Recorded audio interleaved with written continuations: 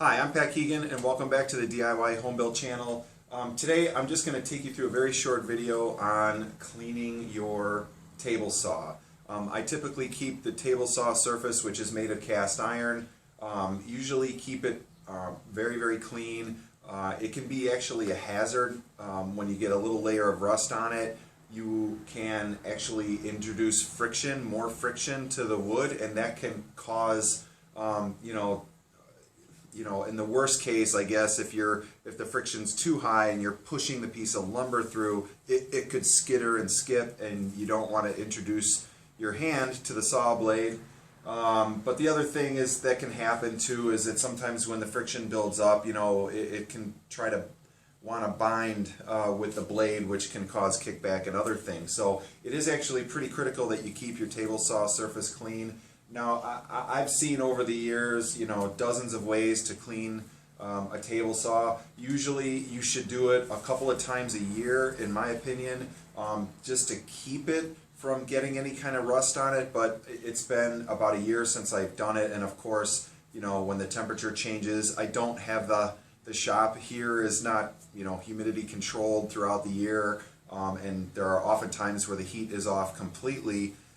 So that can cause some condensation, which can cause things like the iron to kind of rust over. And so it's not too bad. I try not to get this far, but like I said, life kind of gets in the way sometimes, and so every now and then you got to stop and clean it. But ideally, you won't do it. Now, you won't let it get that bad. So very quickly here, I'm going to turn the camera around and show you kind of what I do for the table saw to make sure that everything is cleaned up and everything like that. There's a couple of simple steps you can take. It really doesn't take that long, but it's really worth it. So stand by. Okay, we're back, and I've got the camera pointed at the table saw, obviously. I don't need my face in this picture. So basically, there's a bunch of different ways that you can clean the table saw top. I typically just use a lubricating oil, like a liquid wrench type thing. As long as it doesn't have silicone in it, or I'll use even like pneumatic air oil, just some kind of light oil, light lubrication oil is fine. And then you can either use like a Scotch-Brite pad or some steel wool, to kind of get into the pores of the cast iron at that level. Not that it's really porous, because it's not, but after it rusts over several times, even a light coats, really the surface is kind of pitted. If you were to look at it under a microscope or really close eye, there would be, wherever it rusts, it eats away at the metal, so it can become pitted. Even though your hand isn't going to really notice that, it is there. And that's kind of what the wax does, is fill that in and make it smooth and everything. So just make sure there's no silicone in this stuff, but just put a light application on. The first thing you want to do, actually, before I do that, is to make sure that the saw is unplugged and turned off, and so you don't want any power. Then the second thing you want to do is just make sure the blade is gone. I don't really care if the insert is in there or not, but sometimes I'll take it out and I'll put the other one in. The other one's made of metal, that one's made of some laminate board, so it's probably better not to get oil on that. And then you just go ahead and spray a little on the whole thing, and make sure that the saw is down there all the way. And then you don't need the whole pad. I mean, I just take one and, to try to make them last, I just take it, cut a piece off of it, and then you just kind of go to town on it and, scrub it until, that rust kind of starts to lift out. And you're going to see, where this stuff starts to come clean. It's a lot, you got to put some elbow grease into it, and I've done terrible things to this table saw. I've used it as putting paint cans on, which just contributes to that. Any humidity, or if you put cold pop cans or, whatever on here, it will definitely impact it and leave a rust mark, but you can already see that, a lot of that residue is coming off. And you can see that. Look how bad that is. I mean, I didn't even think it was that bad, and it looks pretty nasty. So you'll want to do this a few times, and then you'll want to make sure you get all of the oil off. And I'll show you what to do with that. when we're done.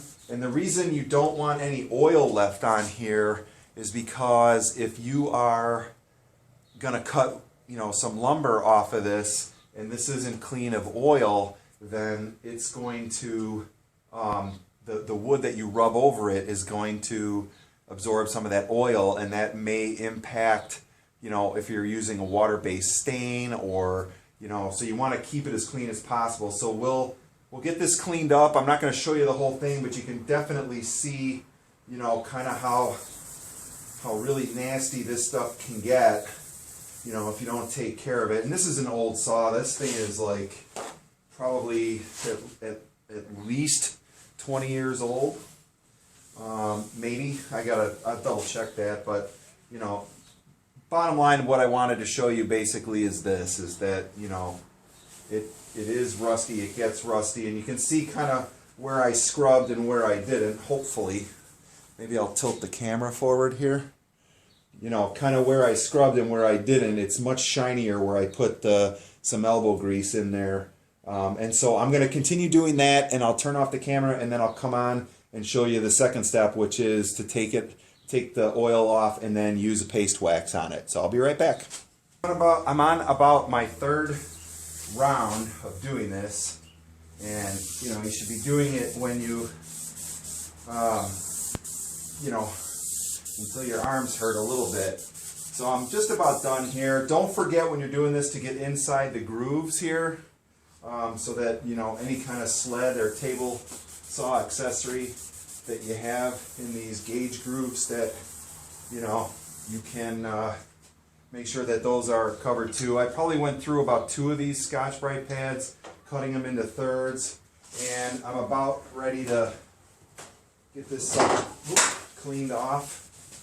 And you can see just how much of a huge difference that really still makes. I mean, even now, it's still, I mean, I'm spreading the rust around a little bit that's on the pad, but you can definitely see a difference that it makes. If you look back closely, you know, at the beginning of this video, and you see that, and you compare, you can kind of zoom in and you'll see now, this table saw has been beaten up. I'm sure I probably could have gotten a new one, you know, many years ago, but, you know, I'm kind of like, if it's not broke, don't fix it. Yeah, that's right. I almost said that backwards. So anyway, someday I'll upgrade, but don't really need it right now, so not planning on upgrading it. Alright, so this is good enough, I think, for now. I mean, you could probably sit on this thing until, you know, you can keep going until you can eat off of it. But, you know, again, I'm kind of pressed for time today, so I wanted to make sure I got a quick video in to show you that this is predominantly the way I do it. I'm sure, you know, people have said not apple cider vinegar, but white vinegar.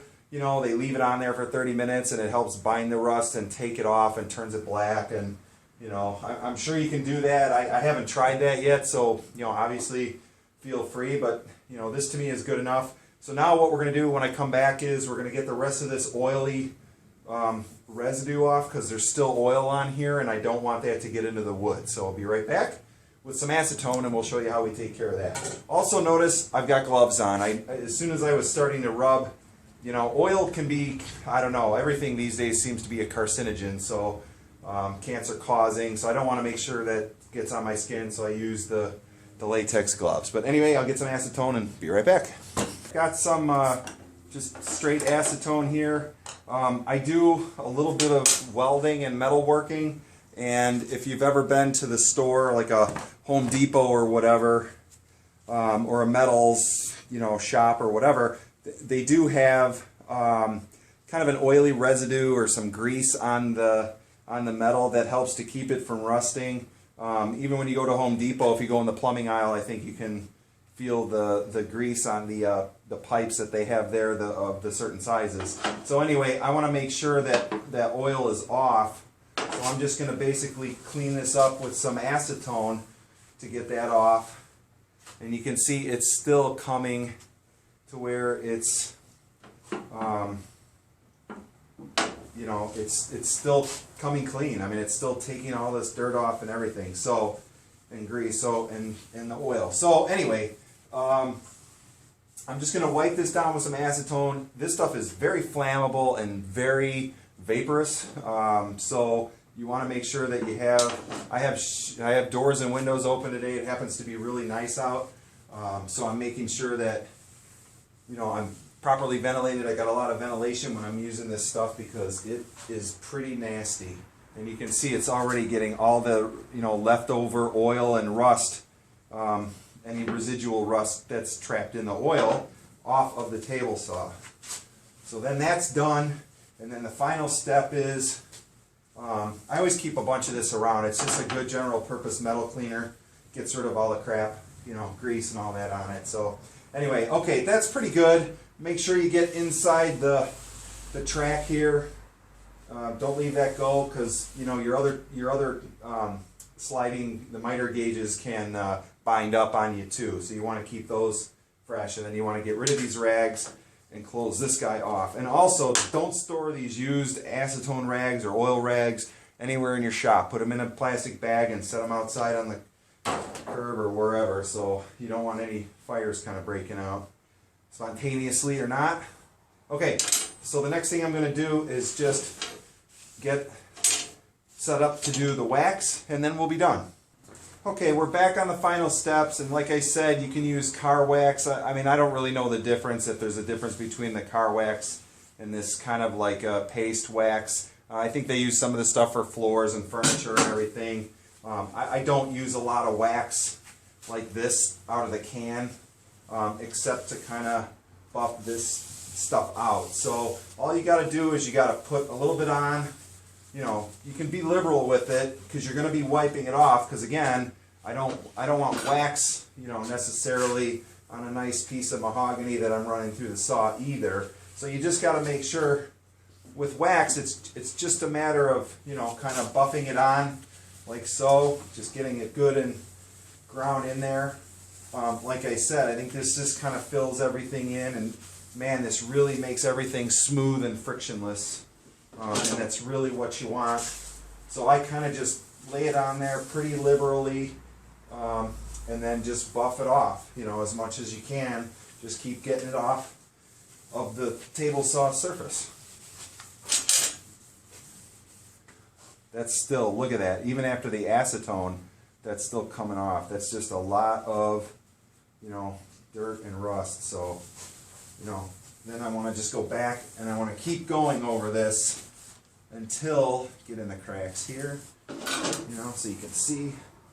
And then I want to keep going over it until I get as much of that wax off as I can, you know, from the paper towel.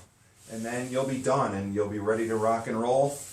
And I'm telling you, if your table saw hasn't been cleaned like this, you know, in a year or 2 years or 3 years or 5 years, definitely give it a run. And I guarantee you're going to be amazed at you know, at how much better the performance of the slide is, and the friction on here is so much less. So that's pretty much it. I'm just going to finish this out. I hope this was helpful to some of you guys out there. I guarantee there's going to be viewers who have done this and have different ways of doing it. Like I said, I've seen people use vinegar and other things on here. Somebody was asking me the other day actually about a power sander. Yeah, I guess you could do that. I'm not real keen on putting a power sander here on the metal. I don't want to accidentally, I don't know, take more off or whatever, because you can actually, with certain abrasives, take off more of the actual cast iron table. I've done it. I have welding and metalworking tools. So, but I'm sure that, you know, somebody out there has got their own favorite formula. So go ahead and post it, and let's give it a try next time or something. That'd be really awesome. So hope you enjoyed it, and I will see you back in the regular shop forum. Thanks, everyone.